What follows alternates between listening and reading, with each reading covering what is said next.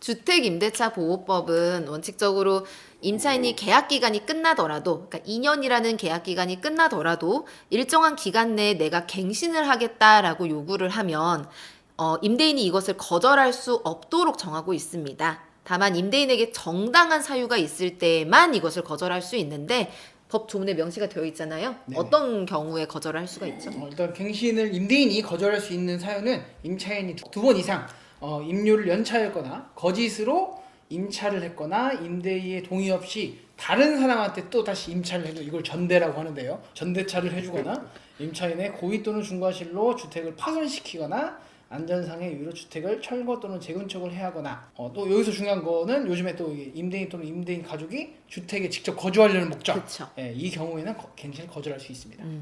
그러니까 말씀하신 사유를 보면은 임대인이 직접 거주하려고 하는 경우를 빼고는 다 이제 대부분 임차인이 어떤 잘못을 했을 경우에 이제 정당한 사유가 있다라고 보고 있는 건데, 임대인이 임대차 계약을 끝내고 임차인을 내보내고 싶은데 임차인이 법적으로 정한 어떤 잘못을 하지 않은 경우에 앞서 말씀드린 임대인이 직접 거주하겠다라고 하는 이유로 갱신을 거절하는 경우가 종종 있습니다. 그런데 나중에 알고 보면 실제로 임대인이 거주하지 않고 다른 임차인에게 임차를 줘서 문제가 되는 경우들이 있거든요.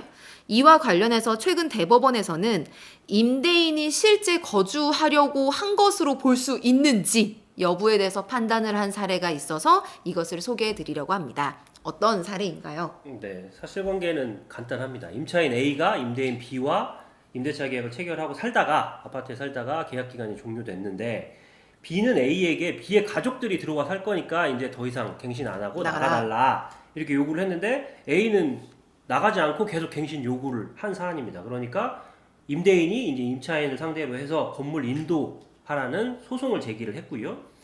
이 사건 1심에서는 이 임대인의 갱신 거절이 정당하다고 판단을 했습니다. 왜냐하면 가족들이 들어와 살 거라는 거는 아직 실현되지 않은 장래의 사실에 대한 사유이기 때문에 명확한 입증이 애초에 불명확한 것이다. 불명확한 것이고 이제 사실관계 내용을 살펴보면 1심도 이건 인정을 해요. 예를 들어서 임대인이 처음에는 부인이 와서 산다고 했다가 뒤에는 또 어머니가 와서 산다고 했다가 관련 자료도 보면은 부인이 다른 지역에 이미 거주하고 있는데 직장 관계로 거기서 거주해야만 한다든지 부모님도 원래 지방에 살고 있는데 뭐 이쪽으로 이사를 해야 될 이유가 없다라든지 이런 미심쩍은 정황들이 보이긴 하지만 그렇다라고 하더라도 이와 같은 사실만으로 아직 임차인이 살고 있는 상태에서 구체적인 이주의 준비는 못하는 것도 당연하기 때문에 합리적으로 임대인이 가족이 살지 않기로 한다는 것을 반대로 입증할 수 있는 구체적인 증명이 없는 이상은 임대인 말을 믿어주고 갱신 거절하는 걸 적법하다라고 판단을 해야 된다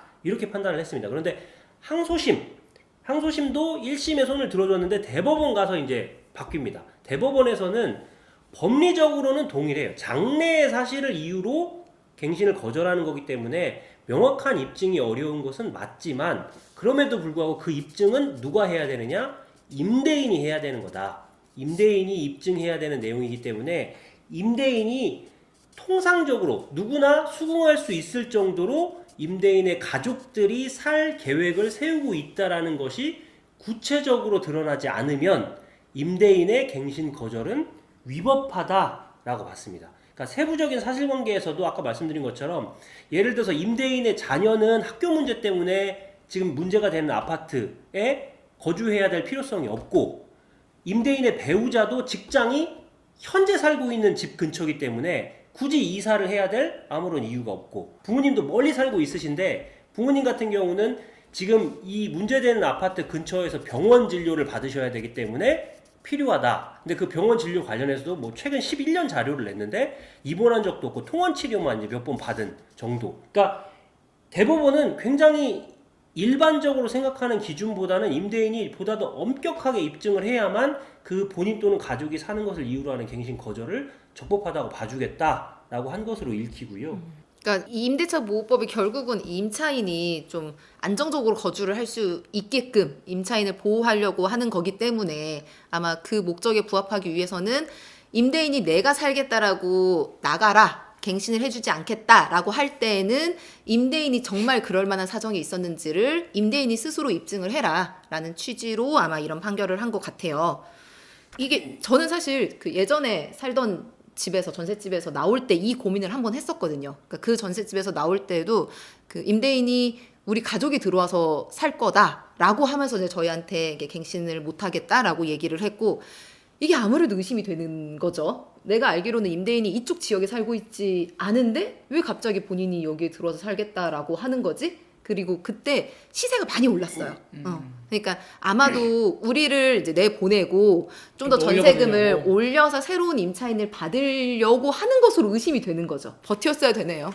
버텼으면은 임대인이 알아서 본인이 스스로 입증을 해야 되는 거니까. 재밌고 흥미로운 사례였습니다. 또 재밌고 흥미로운 사례 찾아오세요.